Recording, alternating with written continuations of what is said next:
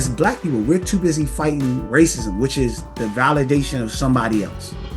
As much as we don't really understand it psychologically, it's the value and the validation of someone else. We're not focused on fighting racism. We're focusing on raising our value as a people. We spend the most, but we're least in assets in America. I tell this to my kids all the time at school. Don't focus on other people deeming you valuable.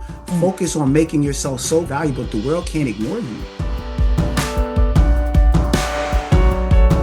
Welcome to Set the Table, a show where we bring together everyday people from opposite sides of the cultural and political aisle for kind conversations about tough topics. I'm your host, Peace Ike. In a world where shouting matches have replaced dialogue, we're creating something different, something human. For the past several years, I've been gathering complete strangers around dinner tables to talk about race, religion, politics, you name it. Now we're bringing those conversations to you, alongside insights from thought leaders and curious minds who are making sense of our divided world and showing us a better way to engage it. So pull up a chair. There's room for you at the table.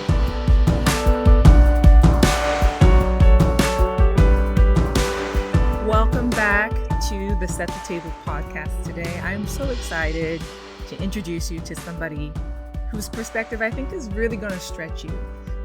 It's going to add a lot of depth to our typical conversation topics. Now, as you know, up till now, we've been doing table exchange episodes where I bring together two people from opposite sides of the aisle to talk about how they see the world differently, respectfully. But in our Table Thoughts series, I'm going to be focusing on bringing in thought leaders, thinkers, interesting people that I believe are really going to get you thinking differently about the world around you. So today we have Saandis Fenmu Davis, who is a leader, a thinker, a voice in the city of Philadelphia. He has been actively engaged in the intersection of culture, community, and some would say the opposite of politics. He's got some really interesting views on how maybe we are a little too political as a nation, and I would tend to agree with that. So Saandis is a libertarian, my favorite kind of person. He brings a unique viewpoint, and it's shaped by his experience, his independent thought, and most importantly, he has a real heart for seeing communities thrive, and he has the engagement to back it up. So we're going to dive into an important conversation about the Black community, its relationship to politics, where we're thriving, where we're being challenged, what shifts might be needed for a stronger future. So Saandis, welcome to the Set the Table podcast. How you doing? Thank you for having me. Oh, man, that was a nice opening. You like that? You like Yeah, that? yeah. Good. I wanted to beef it up so people got a real vibe for who you are. I'm juiced up, ready to converse. Nice. Now, I met you through a mutual friend, and I remember thinking, this dude, he's different. He's just a different kind of dude. So I was like, I have to have him over for tea. So if you remember, we scheduled a time to meet up and just talk about the world, politics, religion, all of the above. And Mm-hmm. I think it was we talked for 8 hours or something. Am I right? Yeah, it was a long time. I think we ended 2 a.m. or something. Yes. In fact, you had to leave. And then the conversation was so good, you came back. Yeah. So that's my kind of vibe. So Yes. please tell us a bit about yourself, what you've been up to, your leadership, your positions, what you do. Okay, so I am an educator first and foremost. Music is the start of it. I've been teaching since I was a little kid. It was always something, swim lessons, sales, something. And so now at this point in life, teaching financial literacy throughout the community, also teaching cultural arts. I have a non-for-profit that focuses on that. It's called the Gap Cultural Exchange. And we focus on taking cultural teachings of the diasporas and helping inner city people learn about those practices and such a stuff, life skills. That's the way I put it. Life skills of the ancients and of the modern that can help people live happy and successful lives today. Mhm. And so I'm all throughout the city right after this, I got to run because a couple of the schools have their recitals that we've curated, and I'll be there to support that and play the music for that. It's African dances that their performances they're doing, Pan America Charter School and Conwell Elementary. And so just love doing that. I think that's really what's needed more in the world is people helping people and not people looking for government or some entity or some outside thing to be, that hero syndrome. It's too much of the hero Mm. syndrome. I was just talking about that. One of the other things I am is a priest. And so I have community on Sundays that I have to have my obligations to lecture and talk to about, just spiritual principles. And that's what we talked about last week is the hero syndrome that this culture here has taught us that is an inverted um, understanding from what I think many religions teaches that salvation is personal. So you want your community to change, get up out there and get in your community and get stuff done. Mm, yeah. Well, the one thing that I know is true about you is that you don't just talk a big game. You really do roll up your sleeves and get your hands dirty in the community. And I mean, this is a community that you are intimately familiar with. You were born in Philadelphia? Yes, I was. Okay. Yeah. What part of Philly? West Philadelphia, over there, Nice. 52nd, the cultural mecca of West Philly. I know exactly where you're talking about. That's like, 10 minutes from my house. Yes. I'm pretty close to that area myself, and I drive through it all the time. Germantown itself is also considered where I live is considered West Philly. It's Northwest Philly, but we're in a similar part of the world now. Now, are you still in that part of Philadelphia? No, I'm actually near Germantown now, not too far from Germantown. All right, Um, closer to me. but my mother's over there, my sister, all my family lives in West Philly. So I'm Yeah. constantly in West Philly, and a couple of the schools I work with are in West Philly. So I'm there like every Wednesday and Friday. Okay. Awesome. So I introduced you as a libertarian when I did your intro. And I believe that this most accurately represents how I've experienced you in our friendship. How would you describe yourself? And can you tell me a bit about, how your political views have evolved over time? So at first, growing up, I grew up. My father was, pro-black. Um, African American who, went to Africa, learned about his culture. It was the first group of African Americans that went back to the continent and connected to their roots, their cultural expression, and learned it.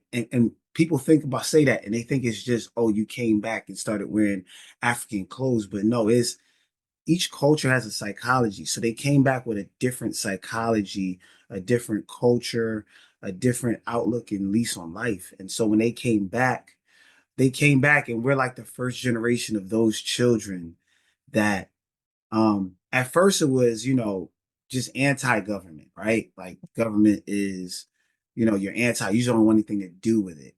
But it evolved to being a libertarian in that now I've come to this development that you can't change things by not participating at all over there. Like I don't look to be a politician, but I understand the system, right? So it's not just about the voting piece, and we'll get into that later about how to actually work the system. But now I know there's a specific way that as a community, as Black people, that we need to operate in the system to gain advantages and move up as a people. Okay, we just want nothing to do with politics whatsoever isn't as helpful as people may deem it to be in the sense of just totally just throwing the baby out in the bathwater. There needs to be particular ways, strategic ways to operate in politics as African Americans to get the benefits. Now, if we don't operate in those ways, and I'll give you one way that we think works but doesn't, just voting. That's not the way we're going to operate Mm. to get the benefits. We need to do other things. And so once we get educated, I think a lot of times as African Americans, we're not as educated about this. I don't want to say the game, but you gotta, if you know how to play Monopoly, you have a chance of succeeding at Monopoly, you enjoy playing Monopoly. But if you don't know the rules Mhm. and you keep sucking at it, then you be like, you know what, I don't want to play Monopoly. So I think we've evolved into that now, understanding more of how to play the game to win and Yeah, be successful at it. yeah, yeah, yeah. Yeah, you mentioned the hero syndrome just a few moments ago. And I'm curious if you can unpack that and how you feel like it presents in our current political system and how it presents in the Black community right now. Yeah, I think it's part of American culture. Like American culture is like synonymous of the hero. You know, since what the 50s or 40s, they brought in comic books, right? Gave us this hero stuff. Superman. You got these, celebrities, these idols and heroes, these people that you're looking to for, some type of salvation in your life, whether it's self-esteem with the celebrities or it's Batman, you're looking for somebody to fight crime, or Daredevil, or somebody to hold the police accountable, like all the things that superheroes do. When you leave out of that, it's a psychological dopamine hit because you're feeling like justice being served. Then you go back in the world where there's justice ain't being served. And so it's part of the fabric of American culture. But in reality, when we go even biblical or in other cultures, you know, it says in our spiritual text that salvation is personal. And so we're seeing it. And how does it play out? We're looking for politicians, we're looking for the police to police our neighborhoods, we're looking for politicians to bring order to our neighborhoods, we're looking for whatever. We're looking for, even as a people, as Black people, we're always looking for that one Black person to come out and be Malcolm and be Martin.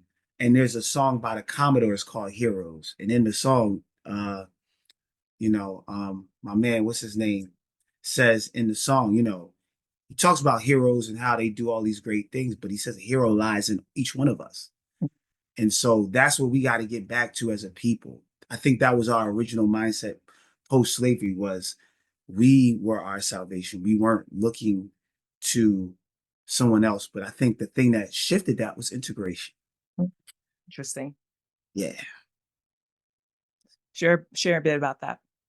Well, I think once integration came in, because we were doing for self post-slavery, because, the lines were very clear. The lines were very clear who liked us, who didn't like us, who rocked with us, who didn't rock with us. And so we understood we had to do for self. But then integration came. But integration without equality just creates the same system that we went back into, just looks nicer.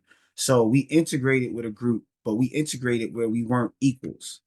And so, you know, we came in, yeah, we can all go to the same school system, but the school system board is not someone representing all the cultures in the school system. It's only a few groups of people running all the institutions and industries that we integrated into. And so we integrated back into a disposition. It's not slavery, but slavery is a position under the umbrella of a disposition where you're, the inferior and there's a superior. So yeah, it's not the slave master and the slave anymore, but it's still the haves and the have-nots. It's the, white collar and the blue, like they just gave it new names, white collar Definitely. and blue collar. Yeah, yeah, So yeah.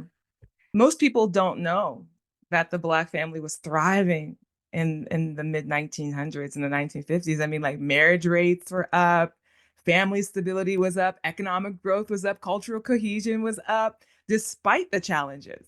the amount There of was, assets we owned as people. yes, there was racism, there was division, all of that, discrimination, but there was something deeper that was keeping the Black family together. And so we've lost that thing. So please Yes. help us. What is that thing that we lost, and why are we not seeing this happen anymore? Um, Ignorance is bliss.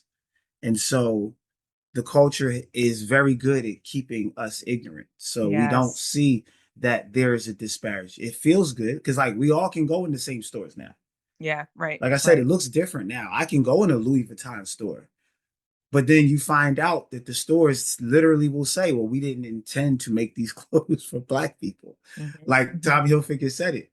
But we can all go in a Tommy Hilfiger store, right?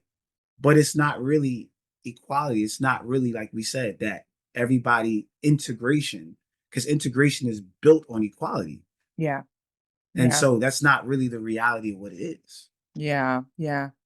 So if I had to summarize kind of how this kind of incorporates into our current political system, I would say that a lot of Black America is now looking to the government to give them things that they used to be able to produce for themselves. That the things that Yes. in the mid 1900s they were out in the communities, building, setting up the society that they wanted to see. But however, now it seems as if the government has become, and you could say, like their daddy, and they're waiting for that handout. Does that sound correct? Yes. And it's a mindset of how you're going about it. So, like, it's different going about it. And this is what we were talking about. If we were equals at the table, we wouldn't have to beg. Like, so Mm, much of how they have taught us how to go about getting stuff as a people is it comes off very much beggy mm, and mhm, pleading mhm, and trying to, you know, pull at their emotional hearts and strings. Like, and I understand where it came from. And we, at some times, we had to do it, like at Selma. Like, I watched that every year just to see. We had to march while people were throwing bricks at people and mhm, rocks at people mhm, to try to pull at the emotional heartstrings to get, civil rights, mhm, human rights, mhm, acknowledged of all people, whether you're brown, white, or whatever. And we're still fighting that. Like, think about that. mhm, If that didn't get people to a point of realizing, dang, we need to change this whole thing, mhm, then it's mhm, like, what will? But then, like I said, realizing that the changes we can't that are trying to appeal to people's morals. This mhm. system isn't based on morals. This True, isn't a moral system. It's true. about value. So if we Mhm, as Black people want our voices heard, we have to increase our value. People, and this is psychology 101, people want to be and align themselves with people that bring value to their life. You know what I'm saying? If someone yeah, doesn't, if someone brings negative value or no value to your life, you yeah. don't give them the same priority that you give somebody that brings value to your life. Yes, yes, yes, yes. So this leads me to a question that I was gonna eventually get to, but it just seems right to ask it now. In light of everything we're talking about, what is your perspective on DEI and DEI policies and DEI initiatives? Um, so like DEI, I can never say it's not helpful because there's always someone that can show a metric of that it helped a Black person. But DEI is a smooth over for what we just talked about. Mhm, It's mhm, a smooth over. Like, I'm forcing people to hire Black people, and then mhm, I'm gonna give them money to do it. But I'm still in a space as a Black person where I am not wanted. mhm, I didn't mhm, like it's not really this, it's very much political, pharmaceutical medicine. It's the same mhm, thing. Like, I'm trying to treat one issue, but then it has all these side effects because that's the thinking of this culture. They're not really addressing the real issue. The real issue is that, and even as us, the real issue that we need to see is that we need to have our own businesses, that we employ our own people. Why would you want to work at a place that doesn't want you there? mhm, mhm, And here's my thing, like I'm cool, like I don't want to cover up racism. mhm. Like, everybody, if we really gonna live in this free world that we say free world, you should have the freedom to not like me. That's Yeah, your choice. And yeah, I want you to be honest, open up front about it so I know. Like, that's the real freedom world, but we not really want to get there. But that's the world we really want. Everybody's yeah, honest. I'm yeah. not really banging with Black people. That's cool, brother.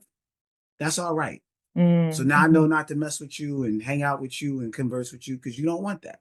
Cool. But DI just smooths so much stuff over, but it really, the problems are still there. Like, we're still in the same bracket of financial ownership as a people.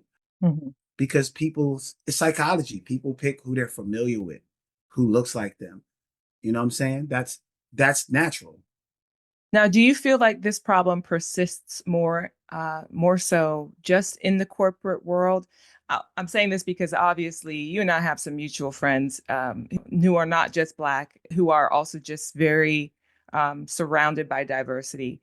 And so that is my life as well. I have a large friend group that looks a little bit like the United Nations. And that's how I like to keep Hmm. it, people who are just open and loving and inclusive of everybody.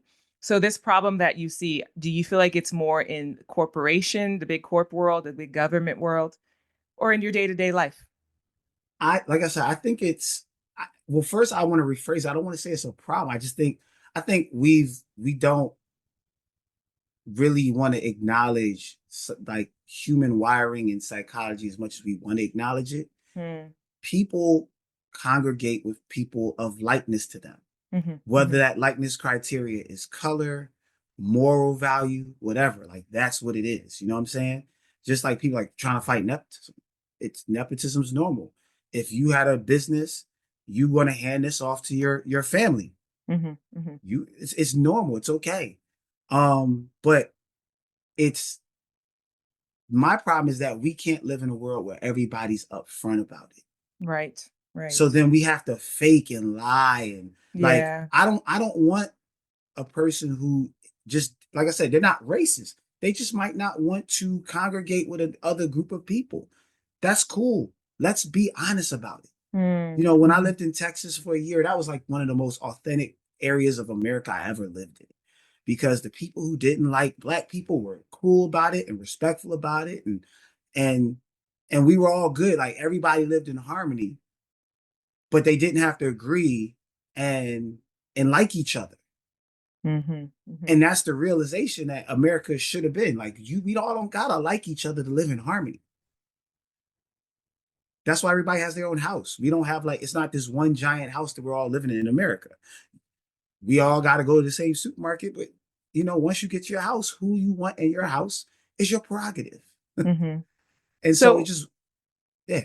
yeah. So with this said, when you hear the term reverse racism, what comes to your mind? Reverse racism. It can, you know, it's we're using like with these words are being weaponized. Some things that are racism are not always racism. Mhm. Um, it's weird. I can't even explain the it's Let it me add gets some stupid. context. Yeah, it's Yeah. I mean, the reason I asked that question is because we've all been told that there's no such thing, right? Racism can only be exerted a majority over a minority, those who are in power. And I think the term racism changed somewhere over the years. That's certainly not what racism meant in the yeah. mid 1900s, at least if you looked at the definition. Racism was purely how you feel towards another person of the opposite race in a negative light. And so I think what you've summarized about how people have a tendency to gather with people who have a likeness to them is a human tendency for sure. We see it in tribalism in different nations, and especially Africa. I'm West African. I'm Nigerian, and the tribalism in Nigeria, what we've got going on in America, nothing, it doesn't even touch the tribalism going on in Nigeria. And most people of a Yeah. Western mindset, they don't even realize that. They think we have it so bad here. But there's always this part of us that seek out ways that maybe we can exert ourselves over another person. And it sounds like what you're saying is Mm. that's a human nature. It happens white, it happens black, it happens Asian, it happens to every race, nation, ethnicity out there. You would agree? Yes, I think and you just said an important part there. When you just don't want to work with another group or something like that, you know, you only want to work with people of your kind and group, that's fine.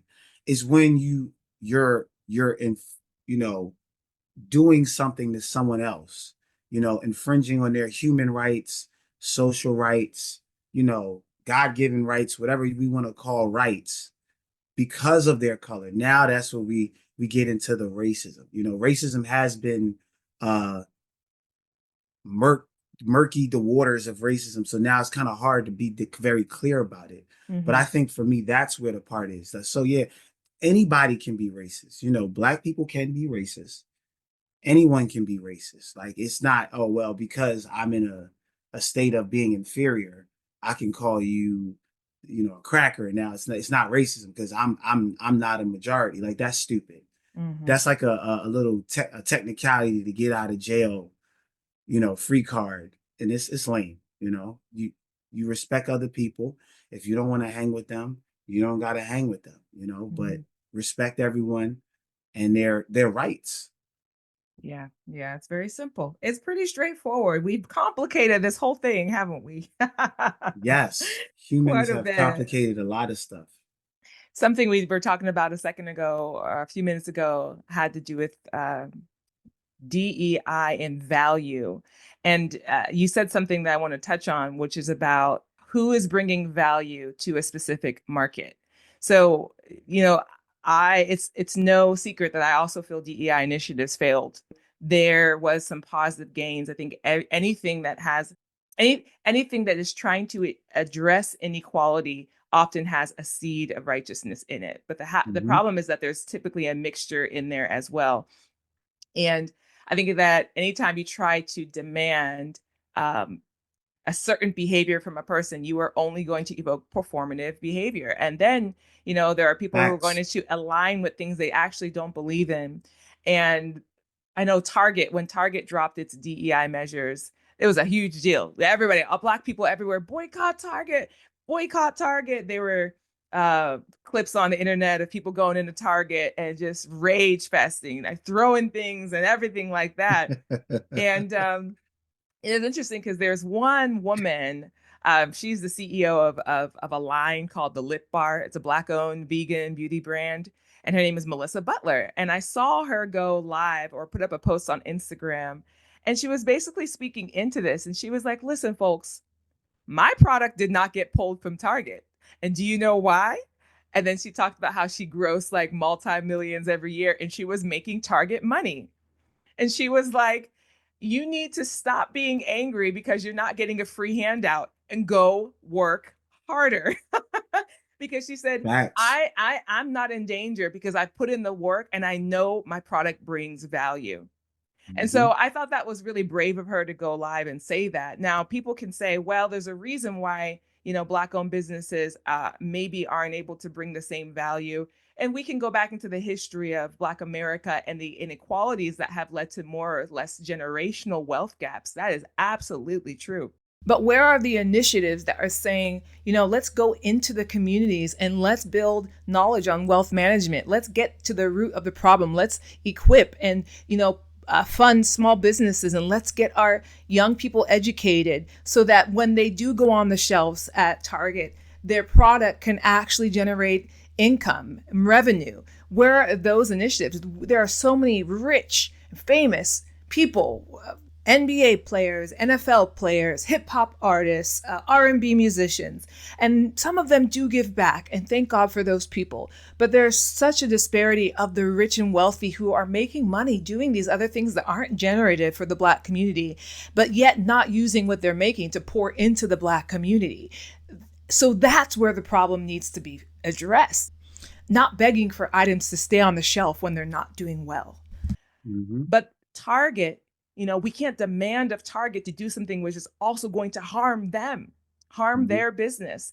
And so it comes down to this thing where I think we've mixed emotions with well, certainly with government, with mandates, but emotions with systems. Hmm. Systems work a certain way on a certain currency, and emotions work a different way. And so my desire is to see us evoking change in our one-to-one relationships, in our spheres.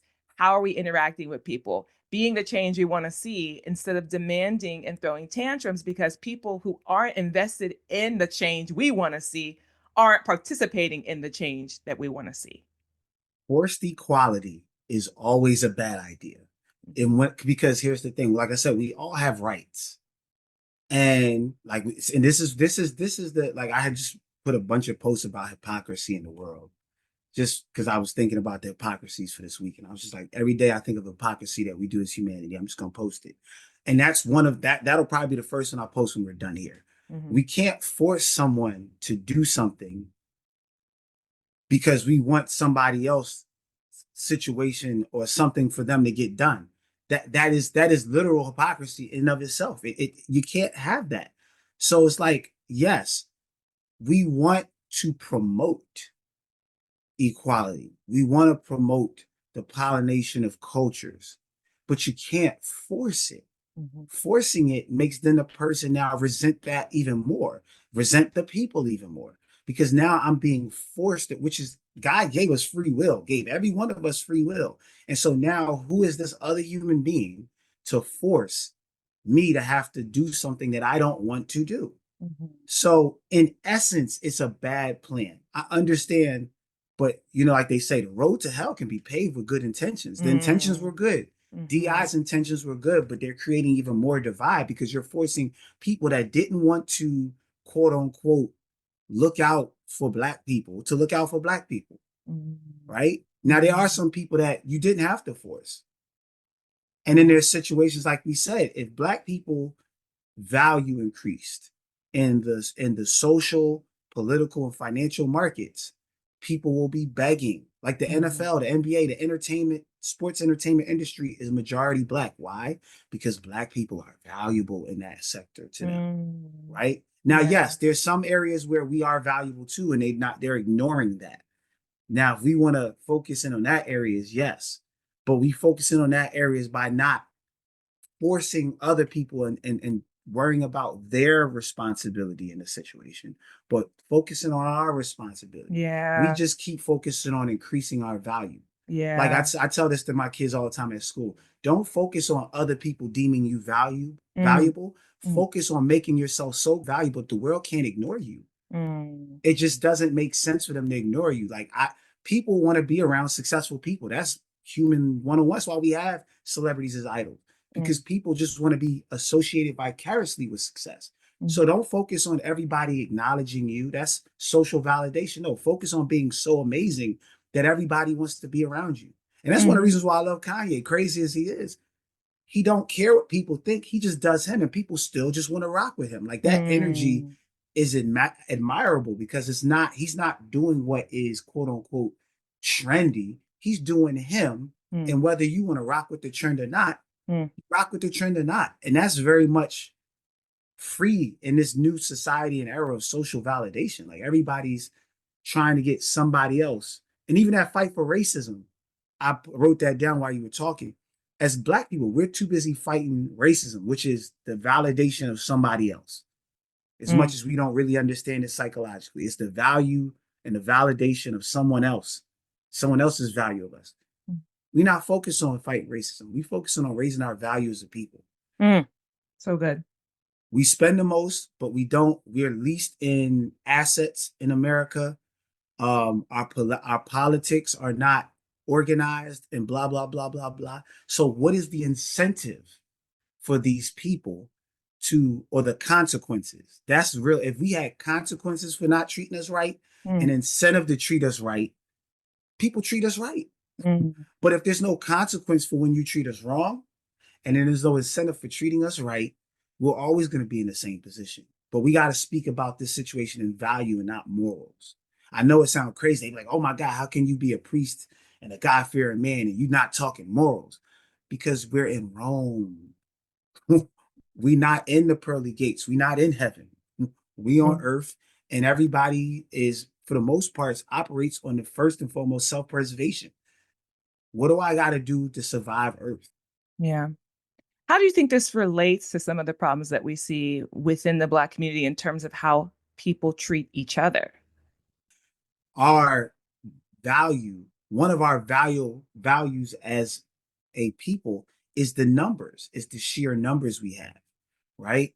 Instead of that one person that's going to be the billionaire, which is the pipe dream, that we're hoping that this one billionaire saves the Black community. No, it's a billion, let's say if it's a billion Black people that are all given $1, then that's the $1 billion right there. So Mm. it's the numbers, it's the coming together, it's the understanding of how to win, how to go about the winning, then also having a better understanding of financial literacy. I like that's a big one for me. Really understanding assets versus liabilities, because I find when I'm doing the metrics, as a people, we spend absorbent amounts of money. We're the highest spending race in the nation. But when I'm looking at what we're spending on, when you look at it from like the Robert Kiyosaki, the four quadrants, we're big on expenses. We expend the most of any race, which means that already we're in the red.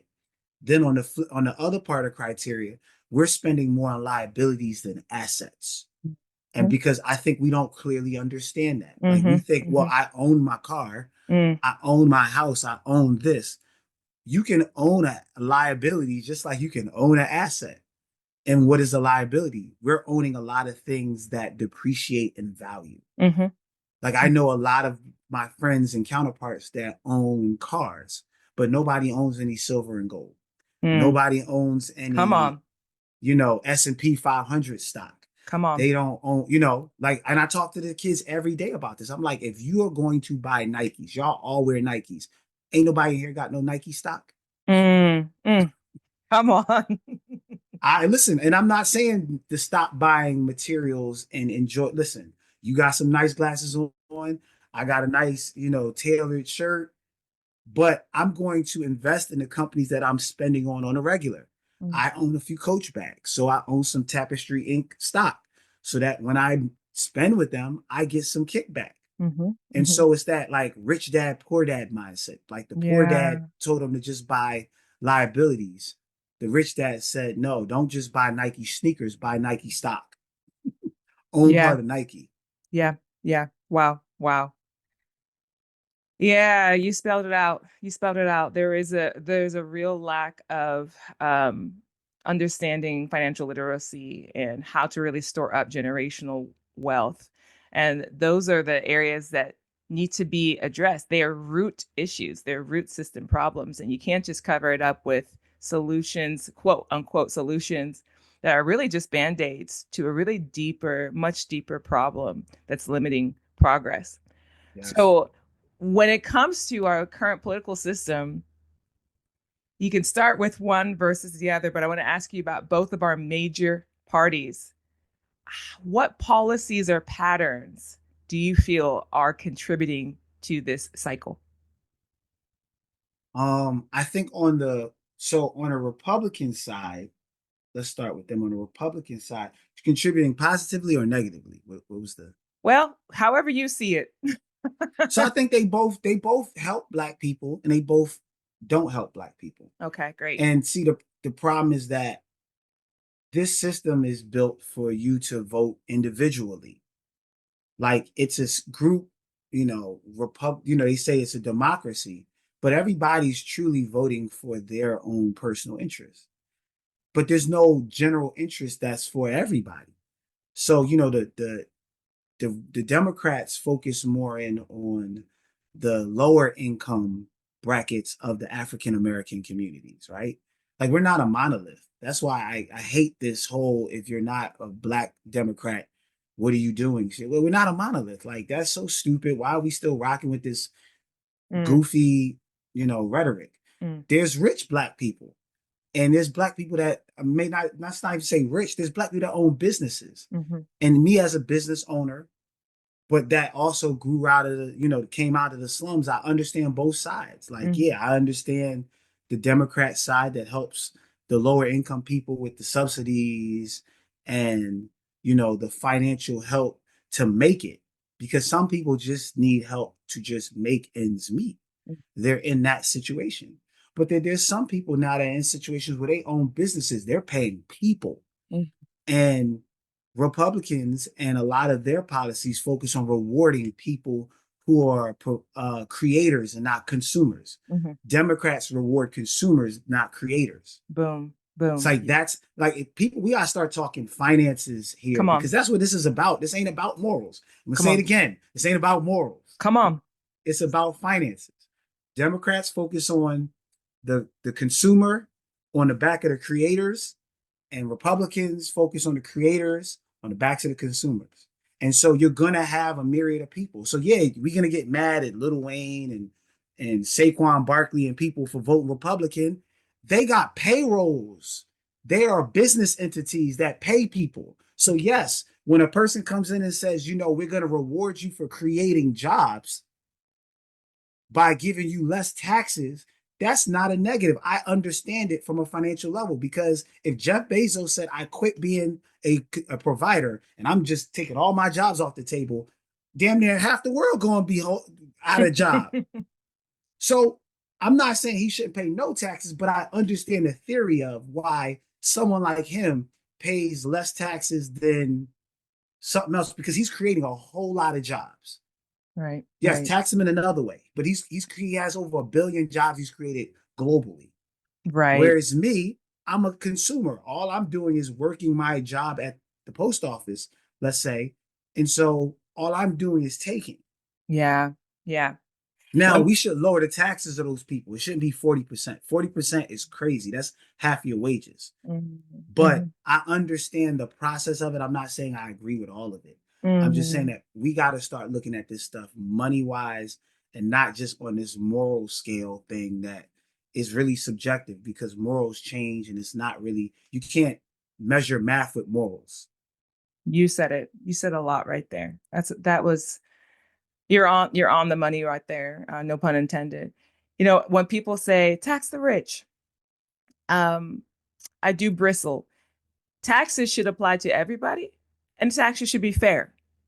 Yes. And, you know, when you penalize people for success, you are basically inhibiting production as in our nation. Because what happens? You tax the rich is the rich is the CEO of Walmart, like you said, who is employing millions all over the country. If he loses money, his employees lose money. If his employees lose money, the industry loses money, the stocks lose money. If you've got money invested, you're going to lose money. Eventually, it's going to probably impact the products that you have access to. It always trickles down. So, there Yes. has to be a way to actually reward, incentivize people to create jobs, to create markets. And that's why this tax the rich, it really does evoke a lot of feeling like, yeah, but nobody ever unpacks it. And I'm not an economist, but I know enough to understand that there's always a bigger picture. Yes, it definitely can get, like I said, maybe a 5% across the board for anybody in that sector. Cool Mhm, beans, because 5% of a bill, whatever, how many made that year, cool. And definitely mhm. the main thing though is definitely lowering. 50% of somebody making 20,000 is criminal. Right. 50% of somebody making 60,000 is criminal, because you're working 40 hours a week to only get 20 hours acknowledged. That's pretty much what the math comes out to. So Mm-mm. that like, it's one doesn't it's not connected to the other. Exactly. It's not exclusive. It's not exclusive. Yes, let's cut down the taxes, let's be more efficient. But Hmm. yes, we don't want to punish people getting to that, because then we're incentivizing at the same time staying down here. Like, no, we don't want Yes. you everybody to aim to get to that level. No, we want you to Yes. stay down here. No, we want to incentivize getting up there. Yes, absolutely. Yeah, well, you just said something and I'm ready to grab onto it. You talked about, reducing government spending. So I have to ask your take on everything that we've just experienced with Doge and Elon Musk. And we know he finally stepped away and had to go tend to Tesla because of the outrage and how that impacted his business. But yeah, what is your take on all of that? I like I said, I think the idea of it, I like the idea of having. So people are like, who is he to be a politician? You know, I most politicians I don't think are qualified to lead. Like, if you ever seen a political science degree people, they're not the most, like, they're not all, just because you have a political science degree means you understand law doesn't mean you're a great leader. Those are two separate qualities. Now they need both though. So this we've been brainwashed to think just because you have a political science education, you're qualified to lead the country. Uh-uh. We've seen enough of how many hundreds of people get in office every year. and their putzes. So Preach. that's one. This man is a mechanical engineer, right? Mechanical engineer has a lot of functional skills to what we do in government. So I thought the idea, now maybe you don't like Elon, but the idea of a mechanical engineer being in the office, see, we got to stop throwing the babies out with the bathwater, right? The idea of a mechanical engineer or let's say a data scientist coming into office makes great sense to me. I think that's a more qualified person than, like I said, some of these people that just got a BA or a master's in political science, but have no real world life experience of managing people, which he has, uh, creating a business, which he has. Most of those people there never ran a business. So I like the idea. And then when he went into, the idea of Doge, which is looking at government spending and seeing how we could spend more efficiently, I was all for that. Now, whether this is going to work out or not, what are his real motives? I can't see in his heart or in his head, so I don't know his real motives. But I was for the idea. Like the idea itself is a good idea. Some of what has been shown though, he's exposed some stuff. He's exposed that yeah, government does waste spending. I think even Trump exposed that. He did one thing where he talked about where we were sending our people off to war, right? The military, right? And one of his new ways of, keeping Americans safe while, being more efficient with the money is you hire private companies. You have private military companies that can do the same work your military do. You pay them, they'll go into, bring this person back or get this reconnaissance. I like the idea there. Like I said, there's some functional ideas. Like these people want to get paid to go to war. That's their business.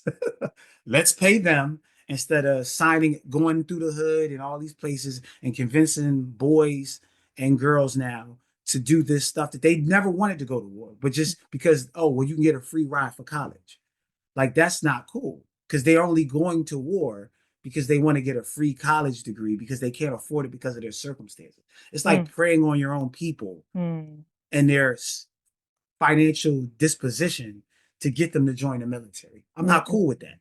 If mm, you signed up because my father was a cop, my dad was in the army, and I want to, I want to protect this nation, I salute those people. But there's a mm, lot of people in the military that ain't built for it, didn't want to do it. And this was just a situation to change my family's financial future. We mm. don't even want those people in there because No. they're gonna get harmed. Like that's not good for them.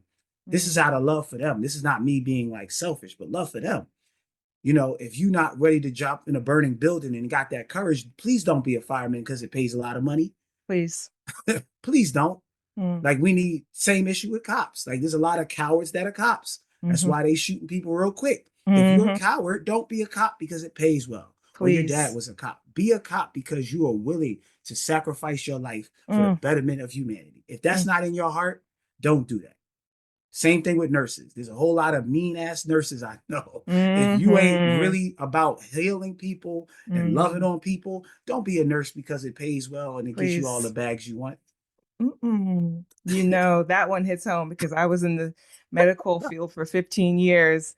I've seen too many grumpy nurses pulling patients by the arm out of bed, trying to get them on the toilet and then causing bruises. And I mean, I've seen some really nasty things. And this is the problem in every sphere of society. And this is so much of the training that I do. I developed a behavioral psychology training module that I've been going and teaching others with. And it has Mm. so much to do with reconnecting with our internal motivators. Yeah. Because if you look at so much of our society, we are completely disconnected with the things that drive us. We're operating in ways that we weren't designed to operating, and then we're demanding of other people to operate in the ways that we want them to operate. And then we Hypocrisy. wonder why society is so divided and so polarized. No, figure out what you're passionate about and go do it. And then maybe mind your business if someone else is doing what they're passionate about. Yeah. And then maybe what you can do is look for ways to collaborate because there's always going to be something in the middle, a middle ground that people that you and the other are passionate about. We just had our conflict to connection workshop on Saturday. And one of the tips I was teaching at the end was that if Hmm. you cannot find ways to collaborate with people on the other side of the aisle, figure out something small that you both want to see change. Go pick up litter in your neighborhood. Doesn't matter if you voted for this guy or that girl. You both want cleaner streets, right? Schedule a Yeah. trash day. Go do something productive together. And by the end, Hmm. you might realize that you're not so polarized from this person. Hey, we can actually produce good things in society. I'm going to stop judging Yeah. you from a mile away, and I'm going to get close and see what do we actually both care about. Let's get to work. You're totally in alignment with the reality and the truth that we're not as divisive as humanity as it is. It's just that we've been taught to dwell. Like what you dwell on in life is what you think is the most. It grows. Like that's like Dr. Jordan Peterson talks about that in the thing about you know it creates neuroticism. When you focus on something wrong Mm, over long periods of time because it starts to grow, it gets bigger, it gets bigger. This is why, you're supposed to spend a certain amount of time focusing on quote unquote the problems in your life. But mm, if you keep focused on that problem 24/7, that problem will start to look like, yo, oh my God, if I don't get this fixed, it'll be the end of the world. yes. And so that's what we're seeing. We focus so much on the differences, Mm, so much on the differences when we're all the same. Everybody's got red blood. Everybody is, we're in these, finite beings. We all need air. We all need clean air. We all need clean water. Nobody, whether you're Jewish, Palestinian, Democrat, or Republican, wants cancer. You know what mm, I'm saying? Like we are all the same, but we get caught up in the little semantics that are really mm, not even godly semantics. There's stuff that are human semantics that we mm, might have wrote in some books in some cases or wrote in this area over here that has created these devices, mm, but they're not real. Like we're fighting over lands, we're fighting over the chosen title, we're fighting over this, we're fighting over that. mm, Those are human constructs. At the end of the day, we all got to live on the same earth. We want the earth to be luscious, plentiful, bountiful. We all need food. We all need water. We all need air. No one wants trash on the ground.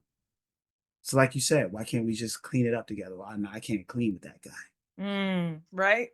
I can't do something positive with that guy. guy. Do we hear ourselves? Yeah. Wow, wow, wow, wow, We wow. fight and hate by Yes. hating the people who hate. Yeah, it's a deep mess we gotten ourselves into. Yeah, It's a that deep makes mess. sense. Yeah. So then what is your recommendation? What how do you encourage the Black community to respond to our current president? That's a big question. First thing, as Black people, like I said, we got to take the Rich Dad Poor Dad. I urge every Black person to read Robert Kiyosaki's book, Rich Dad Poor Dad. The book is not about money. It's about a psychology, right? As Black people, we got to stop having any type of emotional um polarity towards either party or whoever's in office, right? We need to have this mindset that if it's snowing, we selling shovels. If it's summertime, we selling beach balls. That's my mindset. When the Democrats in office, I have a strategy for when the Democrats in office versus I have a strategy for when the Republicans in office. Because that's how the rich stay rich, right? During the times when times are plentiful, the business is booming, right? When times are bad, they're gobbling up businesses that are struggling. Like they're always making money, right? On the stock market, it's the same thing, right?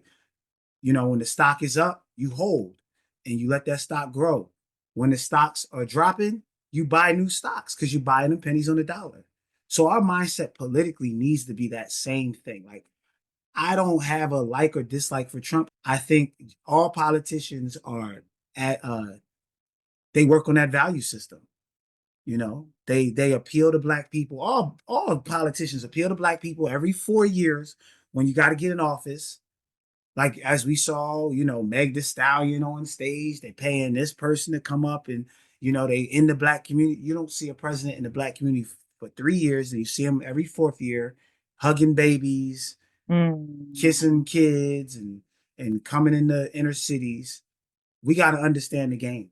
mm, Like we have no emotional connection to Trump. We don't like him or hate him. He's there.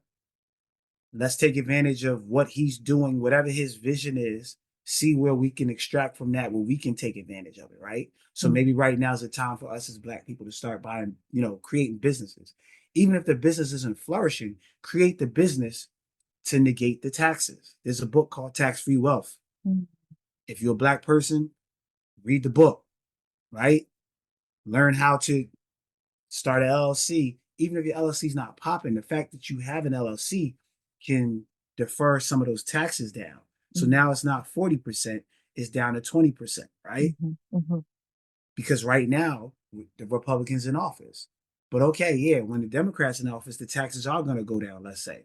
So then, this point in time, with the subsidiaries that you may be getting as a person, getting those subsidiaries, don't use that time, let's say that money you're getting to supplement, to then use the access money to go buy stuff.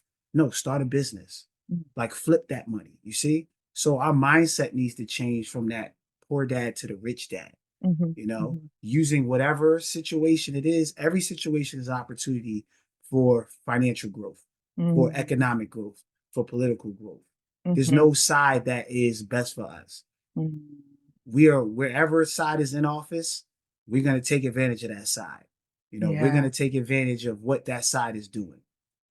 yeah. Don't be triggered by Trump. That's part of the what distraction.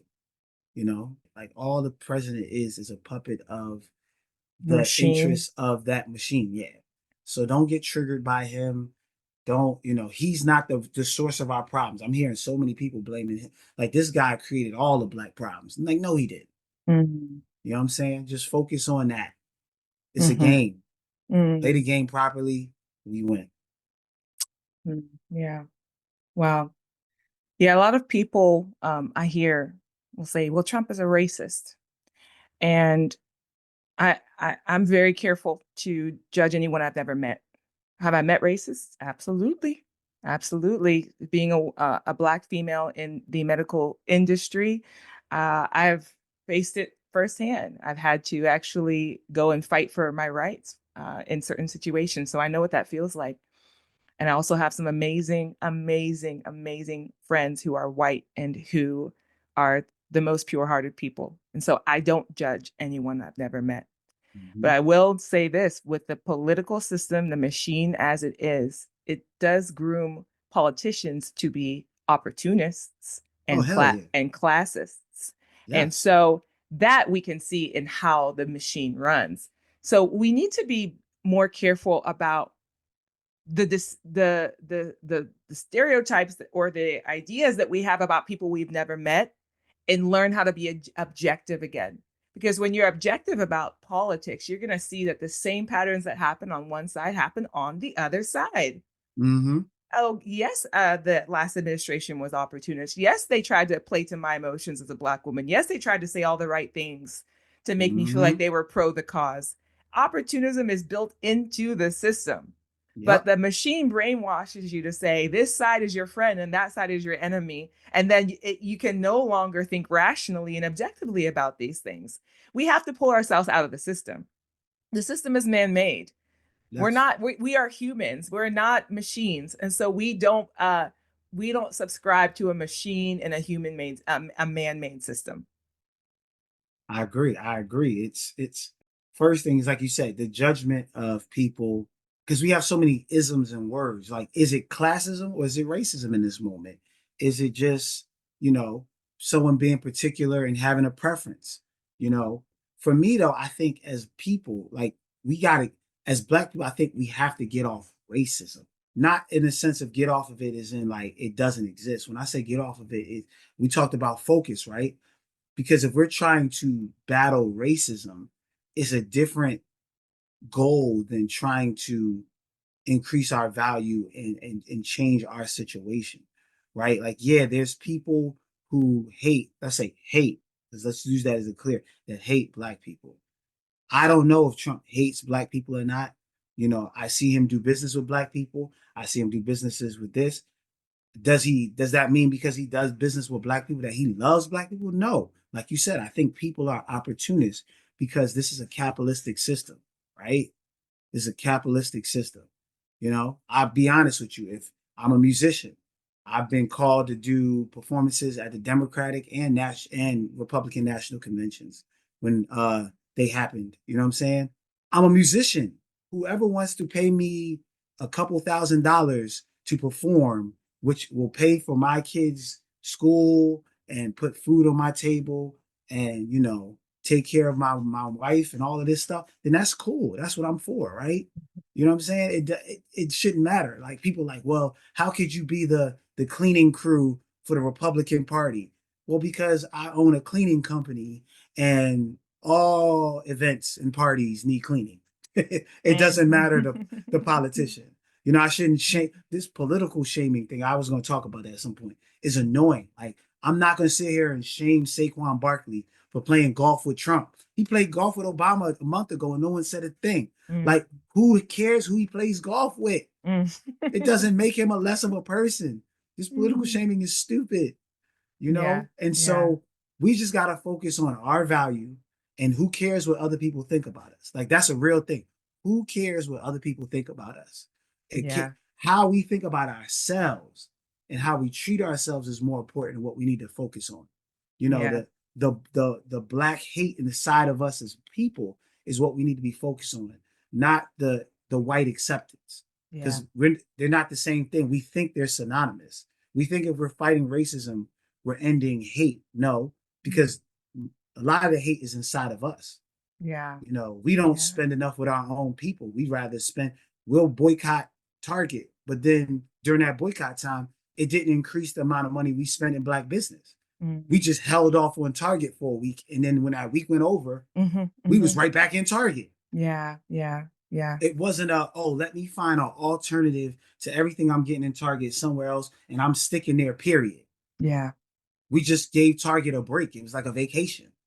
I'm taking a vacation from shopping from Target. And then when the vacation was Mhm, over, up right back at Target. mhm, And they had mhm. deals literally right off. It's like they know us. They know our psychology. They was like, Yes. okay.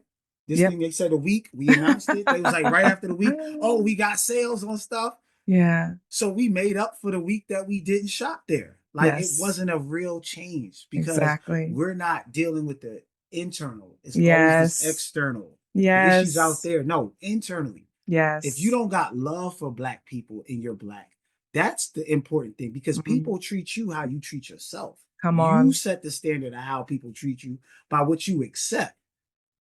So I don't need to convince you how to treat me. If you don't treat me Mhm. right, you don't get access to me. Mm. And so that's what Mhm. we got to go to. We got to get back to working on us. But I think the pursuit of fighting racism has turned us from not working on ourselves, working on other people. They're the problem. It's not an accountability to our part, because that's really all you can be accountable for. I can't make you, sis, stop talking to me, but I can stop listening to you. Yes. Like, but it's easier because it's lazy. I can sit here and be like, you need to stop doing this, and you need to stop doing this, and you need to stop doing this, and nothing's going to change until you fix it. Yeah. And then I'm gonna just sit here and twiddle my fingers until you figure it out. Like in there, it's kind of there's a root essence of a laziness in that Mm. strategy because I don't want to be accountable for that work that I got to do, which is in reality like I got to start cutting off the access to these people. Yeah. Yeah. So good. So good. Wow. Well, as we round this up, I want to end with one final question, which is, you are a hodgepodge of opinions that don't fit into any category or any label, which is why I enjoy talking to you. So, what are some of the judgments that you have received from others who are maybe angry or combative towards you because of your opinions? What do you get from others when they hear you talk? So you get the crazies. You always get people who don't understand something. You don't make sense. They never question. Like I said, it's always the external. So if you say something that you don't make sense, it's never a possibility that they don't have the capacity at this moment to understand what you're saying. Mhm, The ego of mhm. humanity. So I get that. I'm crazy. I get you know, because of some of my stances, they assume I'm a Republican. It's like, no, because yeah, I have certain stances that a lot of Republicans have certain stances that align with Democrats. I'm not a Republican nor am I a Democrat. So I've had some people unfriend me. I had a guy at one of my music classes because I was in support of RFK getting dyes out of food and just supporting RFK. He doesn't want to be in line with me. I can't be in line with somebody that supports RFK. I'm not an RFK fan, but I'm a fan of anybody that wants to get atrazine out the water Come and on. yellow number 5 out of my kids' cereals and the Takis. You know what I'm saying? Because that stuff is criminal. They're pumping stuff to kids that is straight up. They know chemically causes cancer, gastric issues, blah blah blah blah blah. Like he's down to get that out of there. I'm all for it. So like you get all that stuff. You get crazy. You get aligned with those people. You get a maverick. You get radical. You get all of these labels. At this point in my life, I really don't care anymore because people are starting to come around. Like even simply just being a vegan back in the late 80s and 90s, I was looked at as a weirdo. Now look, everybody's a vegan. I don't do I told you so. But now a vegan is we're realizing that eating just any old thing on the American shelf ain't healthy. So we got Yeah. to be conscious about what we eat. Yeah. Now it's trendy, but it wasn't trendy back in the 80s and early 90s. Yeah. So, they make It's fun. It's always something. I hmm. just persevere, keep pushing through because, Yeah, that's what you the gotta first do. person in the curve of a wave is always an innovator. He's crazy. But then once Mm, people get past the wave, everybody's on the trend now. So, yeah. You mentioned RFK. I remember when he was sitting for his confirmation, he had made some remarks about how Black people and white people respond to vaccinations differently, and that they should probably be on a different vaccine schedule, right? And man, the outrage that people responded with, oh, this man's a racist. Oh, he's crazy. He's crazy. Meanwhile, the NIH research is well backed and studied that we are different. We have different genetic makeup. We're lower vitamin D. We have higher risk of sickle cell. We have high resistance to malaria. I mean, the list is endless on how our genetics are different. And so the hope is that when you identify that we are different, that maybe we can develop next generation solutions for diverse populations to avoid one size fits all medication, because who wants to be over medicated? But we're more upset that someone called out the disparity in our DNA than the mhm. fact that this means we can actually treat our bodies better and have better solutions. So, this is a problem where emerging knowledge makes us mad because of but whose mouth it comes out of. This is a but problem. the funniest part of what you just said, and you're totally right, and this is why it's the hypocrisy. But based on who the messenger, we get caught Mm-hmm. up with the messenger more than the And the message in this message. in America, which is totally not mature. It's like that's like middle school kid stuff. Yeah. Yep. Yep. And then when someone comes with these messages, because most people are, like I said, the ignorance is bliss. He Mm. says that and goes, "Oh, we can't create medicine or medical law that's rooted in, racial understanding. It's already in there." Yeah. And Yeah. we weren't the ones putting it in. See, the real issue is not about it's who's putting it in there. Are Mm. Black people part of the group that is putting Mm. the Yes. Black genetic understanding in the medicinal books? Yeah. Are we representing us? But Yeah. it's real. Yeah, you definitely have to have, and it's not racial. It's more of I guess you could call it like racial biological Mm. understanding. You need to have that in there. It's different. We're all not just the same. We have different. There's a book back in the day by a lady that wrote this about races and how your diet changes. Like, the Latino people have a different, response to sugar and stuff like that than African Americans with salt because of, and then each race has a different thing that they have to be moderate of. Salt is Mindful. affecting us differently in America because we don't get enough sun. We're not sweating enough. In Yep. Africa, they eat salt, same amount as probably salt we eat here, but they sweating like, hogs because it's 95 degrees every day. Mhm, So mhm, high mhm. blood pressure is not an issue there. But here Mm, we're not getting enough sunlight. We don't exercise. So our bodies are not heating up and sweating, but we're still eating salt the way we eat salt. It's a problem. So it's real. It's already been there. But the yeah. average person is ignorant. So when RFK says something like that, it goes like, what? This Mm-hmm. man's talking some new age craziness. And the stuff we just said been in the medical books for like 200 years. Ages. We've never read it. We've never read it. Yeah. Man, oh man, there's so much we could touch on, but listen, we're I could talk to you forever, but And I we can think we're always do getting to another the one. end. Whenever Yeah, you want to do another one, let me know. We can we'll switch have a up the part questions two. to another thing and definitely. Yes, we'll have a part two. But I so appreciate you, Saandis. And I also wanted to put a silver lining on some things that we touched on in the very beginning, which was this idea of, you know, disintegrating our wealth or our wealth development in the Black community. And I think that it's important for the listeners to understand that that is not necessarily, the goal is not to be exclusive. It's to call the Black community higher. You're not prescribing segregation, but you're saying, listen, to the Black community, you can't sit by and not produce something lasting for yourself. So, calling the Black community higher, it is not mutually exclusive from being able to cross lines, cross the aisle, and work with others who don't look like you, who don't think like you. And I think that's important. So I just wanted to Yes. put a silver lining on that. Yes, that's exactly. We're saying is that the world is like a Thanksgiving table, right? And everybody's coming to Thanksgiving. But we want to make sure if everybody's coming to the Thanksgiving table, everybody's coming to the Thanksgiving table as equals.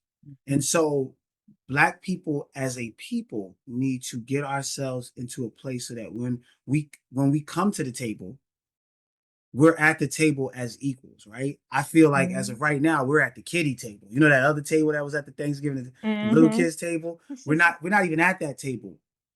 But we want to be at the table. But if we're not at the table as equals, you'll get treated differently. Everybody else is using, metal and fine china, and you got Dixie plates and plastic spoons and forks. No. So we're not talking about segregation and isolation. We're talking about as a group working together so that when we do interact with other people, like I said, we have a value.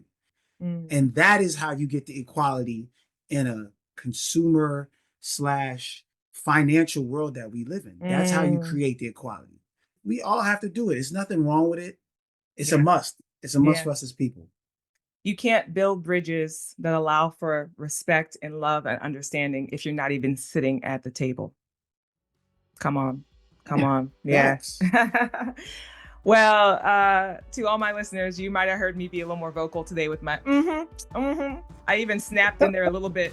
So I was a little bit louder this episode. That just tells you I'm engaged.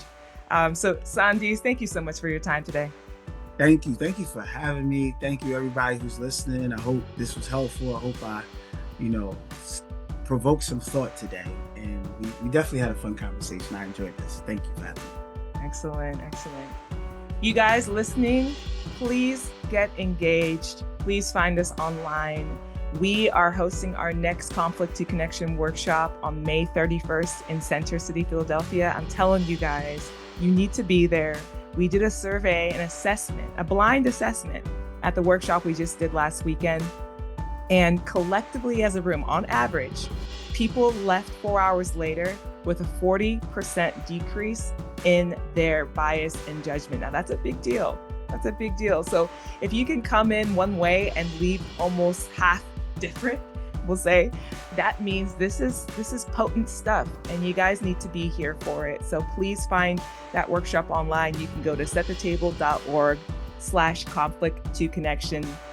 Find us online. We are on Facebook. We're on Instagram at Set the Table Official, YouTube, same thing, Set the Table Official, Twitter, Set the Table HQ. And if you're interested in some of the company culture work we're doing, and we talked a little bit about DEI in this conversation. And so, my passion is to go into the workplace and really help people get in touch with their internal motivators so that the environment at work is not mandatory, it's meaningful. So if you're interested in that, you can also find us online, linkedin.com/company/setthetablecorporate. And with that, I hope you come back for our next episode. And Come on, y'all. Let's keep setting the table for a healthier, more whole society. I'll see you later.